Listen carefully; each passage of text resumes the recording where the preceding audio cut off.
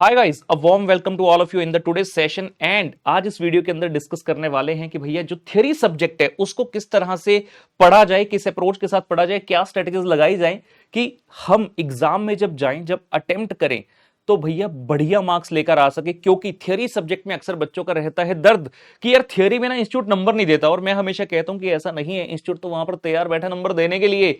ये कला तुम्हारे अंदर होनी चाहिए कि वहां से नंबर खींच कर लाने हैं, क्योंकि सीए के एग्जाम में नंबर खैरात में नहीं बंटते। हमें मेहनत करनी पड़ती है, कड़ी तपस्या करनी पड़ती है अपनी स्टडीज के दौरान भी, और उस 3 घंटे के दौरान भी जब इंस्टीट्यूट हमें जज करने के लिए बैठा है। तो दोस्तों, मेरा नाम है सीए राहुल गर्ग। इससे पहले कि इस वीडियो में आगे बढ़े, सेशन को कर दीजिए लाइक, चैनल को कर लीजिए सब्सक्राइब अगर नहीं किया है अब तक, और बेल आइकन को कर लीजिए प्रेस। और इस जबरदस्त वीडियो का आगाज करते हैं। दो पार्ट में हम अपनी स्टडीज को डिवाइड करते हैं। एक तरफ आते हैं प्रैक्टिकल सब्जेक्ट और दूसरी तरफ आते हैं थ्योरी सब्जेक्ट। प्रैक्टिकल सब्जेक्ट के बारे में हम बहुत सारी बातें करते रहते हैं और बच्चों को भी इतना ज्यादा दिक्कत होती नहीं है। बच्चे कहते हैं थ्योरी के बारे में बताओ, थ्योरी में कैसे करें। थ्योरी की बात जब हम कर रहे हैं, हम कह रहे हैं ऐसा पेपर जहां पर आपको नॉर्मली कैलकुलेटर की आवश्यकता नहीं होती। नहीं तो कई बार ना बच्चे लड़ने लगते हैं। मैं कहता हूं बेटा जैसे लॉ का पेपर, एसएम का पेपर, ऑडिट का पेपर थ्योरी पेपर है। बच्चे कहते हैं नहीं, प्रैक्टिकल होता है, प्रैक्टिकल होता है, क्योंकि लाइफ में इसके प्रैक्टिकल देखने को मिलता है। ओ पुत्र, मैंने भी पता है, मैं टीचर है, मैंने 15 साल तो ज्यादा हो गए, चार्टर्ड अकाउंटेंट कितने हुई यार, मैं भी जानता है। हम बात कर रहे हैं कि जब आप थ्योरी का पेपर अटेम्प्ट करते हैं, उसकी बात कर रहे हैं कि जब जहां पर ऐसा सब्जेक्ट जहां पर कैलकुलेटर की आवश्यकता नहीं है, उसकी बात हम कर रहे हैं। तो थ्योरी सब्जेक्ट में अच्छे नंबर स्कोर करने की दो स्टेजेस हैं जिसके तहत हम इंश्योर कर सकते हैं कि हां, हमने कमांड इस सब्जेक्ट पर बना ली है।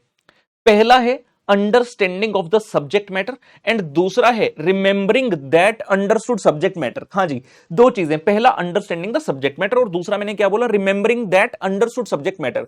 दोनों ही स्टेजेस बेहद इंपॉर्टेंट है। अगर आप सोचो कि सिर्फ अंडरस्टैंडिंग से हो जाएगा या सिर्फ रिमेंबरिंग से हो जाएगा, नहीं होगा। एंड दोनों स्टेजेस जो है सीक्वेंस में चलती हैं। Stage number 1 is understanding, stage number 2 is remembering that. Understanding का मतलब क्या है, बड़ी ही सिंपल सी बात है। जब भी आप थ्योरी को पढ़ रहे हैं, ऑडिट है, लॉ है या एसएम है, तो आपको सबसे पहले उस सब्जेक्ट मैटर को अंडरस्टैंड करना है कि यार ये जो टॉपिक है इसका मतलब क्या है, ये क्यों लाया गया, इसको समझने से क्या होगा और प्रैक्टिकली इसकी क्या इंप्लीकेशन हो सकती है। वो हो गया अंडरस्टैंडिंग। बिकॉज जब तक अंडरस्टैंडिंग नहीं होगी तब तक हम उस चीज को याद नहीं रख पाएंगे, नहीं कर पाएंगे। सबसे पहला काम आ गया जी अंडरस्टैंडिंग करना, जिसको या तो अगर आप सेल्फ स्टडी कर रहे हैं खुद से कर सकते हैं, लेकिन अक्सर मैं कहता हूं कि सीए जैसे एग्जाम में चंद रुपयों के लिए सेल्फ स्टडी का जो है बीड़ा मत उठाइए। It can be dangerous at time, it can be dangerous at time, क्योंकि हमारा समय सबसे ज्यादा इंपॉर्टेंट है। हमारे सामने पूरा भविष्य पड़ा है और कई बार मेंटोर की मदद से जो चीजें आप समझ सकते हैं उतनी इंटरप्रिटेशन खुद से नहीं कर सकते। ऐसा नहीं कि खुद से पढ़कर पास नहीं हो सकते, पास हो सकते हैं, लेकिन पास होने में और नॉलेज होने में बहुत ज्यादा अंतर पुत्तर होता है। राइट। सो जैसे लॉ हो गया, ऑडिट हो गया, अब जो भी अच्छे कोई मेंटोर है उनकी क्लासेस दे सकते हैं। एफएमएसए में हमारी क्लास आती है, तो ऑब्वियसली मैं ये कहूंगा कि आप हमारी क्लास लीजिए, क्योंकि हमारा पढ़ाने का तरीका बहुत जोरदार है। तो टीचर जब आपको समझाएगा तो आपको उतनी नॉलेज ग्रास्प करनी है कि हां, ये टॉपिक में क्या कहा जा रहा है।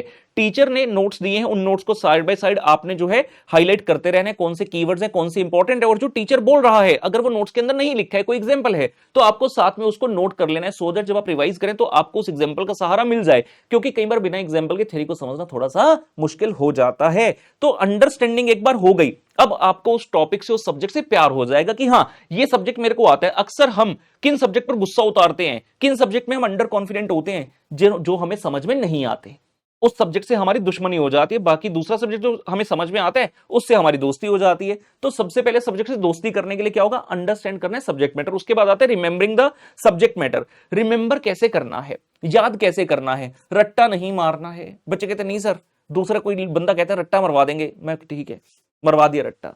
भाई उस रट्टे की वैलिडिटी कितने दिन की है ये बता दो। मैं अगर आपसे पूछूंगा ना बेटा आज सुबह क्या खाया, तो तुम्हें पता होगा। मैं पूछूंगा कल सुबह क्या खाया, थोड़ा सा दिमाग पे जोर दे के याद आ जाएगा। मैं पूछूंगा 15 दिन पहले क्या खाया, नहीं याद आएगा, नहीं याद आएगा। ये मेमोरी ऐसा ही काम करती है हमारी। तो किसी चीज को अगर रटने का सोच रहे हो, भूल जाओ। आज आपको लगेगा रट लिया, 2 दिन बाद तक लगेगा रट लिया, एग्जाम में जाकर ब्लैंक हो जाएगा, रट्टा भूल गए। तो हमें क्या करना है, हमें इस तरह से उस चीज को याद रखना है कि वो मेरे दिमाग से निकले नहीं। अंडरस्टैंड करने के बाद आपको क्या करना है, थ्योरी को रीड करना है। क्या करना है, रीड करना है। एक्टिव रीडिंग, पैसिव रीडिंग नहीं कि पढ़ रहे हैं और 4 लाइन पढ़ने के बाद पता चला अरे मैं कहां था, मैं तो खो गया था, मैं तो कुछ और ही सोचने लगा था। ऐसा नहीं करना, एक्टिव रीडिंग करनी है। एंड थ्योरी का सिंपल सा रूल है, the more you read the more you remember, the more times you revise the more you remember. आपने एक रिवीजन, दो रिवीजन, तीन रिवीजन, जितनी ज्यादा उस थ्योरी की रिवीजन करेंगे उतना ही ज्यादा आसानी से आपको चीजें याद होंगी, हमारे सबकॉन्शियस माइंड में जाते हैं and we are able to recall that. जहां तक आगे रिमेंबर करने की बात, हां एक चीज ऐसी है जहां पर कॉन्शियस एफर्ट्स हम लेंगे कि हां ये चीजें आपको याद रहें, वो होते हैं जी कीवर्ड्स। कीवर्ड्स जैसे कि कोई भी सब्जेक्ट जो हमने थ्योरी के लॉ है, ऑडिट है या एसएम है, वहां पर कुछ ना कुछ कीवर्ड्स होते हैं, तो वो कीवर्ड हमें याद रखने हैं। जब एग्जाम में इंस्टीट्यूट ने क्वेश्चन हमसे पूछा है, हमें अपना आंसर फ्रेम करना है, तो we have to make sure कि इंग्लिश चाहे हमारी होगी, सेंटेंस चाहे हम अपना खुद का फ्रेम करेंगे, लेकिन उस सेंटेंस के अंदर, उस इंग्लिश के अंदर हम ये वाले कीवर्ड्स का इस्तेमाल कर देंगे, जिसको देखकर टीचर को पता चल जाए कि हाँ भैया बंदे को नॉलेज है। बिकॉज अगर मैं उन कीवर्ड्स को यूज नहीं करूंगा तो मैं साउंड करूंगा एज अ लेमैन। लेमैन कौन होता है? जो कि हमारी फील्ड का नहीं है, जो कोई भी नॉर्मल व्यक्ति है, ठीक है ना। लेकिन हम तो इस फील्ड के हैं यार, हम तो ऑडिट लॉ एसएम वाली फील्ड के हैं। तो जब क्वेश्चन आएगा मुझे कुछ कीवर्ड्स लिखने होंगे जिससे पता चले कि हाँ मैं प्रोफेशनल कोर्स करने के लायक हूं। जैसे कि एग्जांपल के लिए मैं आपको इसके ग्लिम्स देता हूं। ये स्ट्रेटेजिक मैनेजमेंट के हमारे नोट्स हैं। तो chapter number 1 introduction to strategic management, वैसे रैंडमली कोई भी चैप्टर आपको दिखा रहा हूं। तो जैसे मान लीजिए कोई भी टॉपिक इसमें निकाल लेते हैं। फॉर एग्जांपल ये है जी meaning and nature of strategy.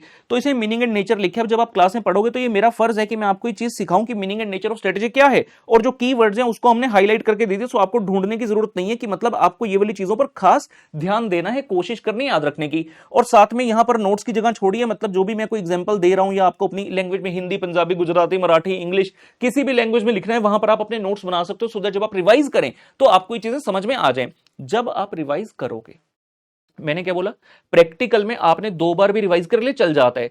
Theory में मैं अक्सर कहता हूं कि यार 2 के भरोसे भी ना रहो, कोशिश करके एटलीस्ट 3 टाइम्स आप उसको रिवाइज करो। रिवाइज करने का मतलब रीड करते रहो। जब आप पहली बार रीड करोगे ना, आपको टीचर का समझाया हुआ सारा याद आ जाएगा। जब आप सेकंड टाइम रिवाइज करोगे, आपको अपनी चीजें भी याद आएंगी जो आपने रिवीजन नंबर 1 में याद रखी थी। और जब रिवीजन नंबर 3 तक पहुंचोगे तो आपको लगेगा कि यार ये तो सब्जेक्ट बड़ा आसान है, क्योंकि आपने इतनी बार उसको पढ़ लिया। आपको बकायदा पिक्चर मेमोरी तक बन जाएगी कि हाँ यार उस पेज पे ये वाला टॉपिक है, इस तरह से चीजें लिखी हुई हैं। So this is the key for scoring good marks in the theory subject. Last में बात करते हैं बेटा, ये तो होगी अपनी प्रिपरेशन, अंडरस्टैंडिंग के लिए रिवीजन कर ली। जब एग्जाम के अंदर जाते हैं, हम थ्योरी को थ्योरी की तरह क्यों लेते हैं?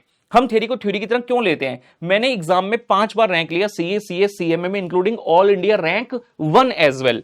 तो मेरा हमेशा से रहता था कि पेपर चाहे प्रैक्टिकल है चाहे थ्योरी है, मुझे अपना पेपर वेल प्रेजेंटेड करना है। बच्चे अपने पेपर को करते हैं माइक्रोसॉफ्ट वर्ड की तरह, बड़े बड़े पैराग्राफ लिखा है, कोई पॉइंटर नहीं, कोई बुलेट्स नहीं, कोई सब पैराग्राफ नहीं, कोई सब पॉइंट नहीं, कोई डायग्राम नहीं, कोई टेबल नहीं। तो टीचर को भी बोरियत आ जाती है। टीचर कहता है क्या नंबर दो, बच्चे ने कोई एफर्ट तो किया नहीं। तो भाई हम तो ऐसे कोर्स में जहां प्रेजेंटेशन बहुत ज्यादा मैटर करती है, चाहे आप कल को जॉब में जाओ या प्रैक्टिस में जाओ, एक well presented chartered accountant can earn much more than as compared to the chartered accountant who is not presentable. तो same applies in the examination as well. जब थ्योरी का पेपर अटेम्प्ट करो तो ऐसा लगे कि भाई बस सल्यूट निकले टीचर के दिल से कि भाई बच्चे ने क्या पेपर लिखा है, हर चीज जो है सामने लिखी है, कुछ भी ढूंढना नहीं पड़ रहा, सब कुछ पॉइंट, सब पॉइंट टेबुलर डायग्रामेटिक फॉर्म में अरेंज्ड है, और टीचर आपको बिन मांगे नंबर देगा, क्योंकि हमने अब करके दिखाया है, हमने वो मेहनत करी है। राइट गाइस, तो आपके कोई भी डाउट्स हो इस चीज को लेकर, इस वीडियो को लेकर, आप फटाफट से कमेंट सेक्शन में जो लिख सकते हैं, will try to resolve that as well. और जाते जाते अगर नहीं किया वीडियो को लाइक तो लाइक कर दीजिए।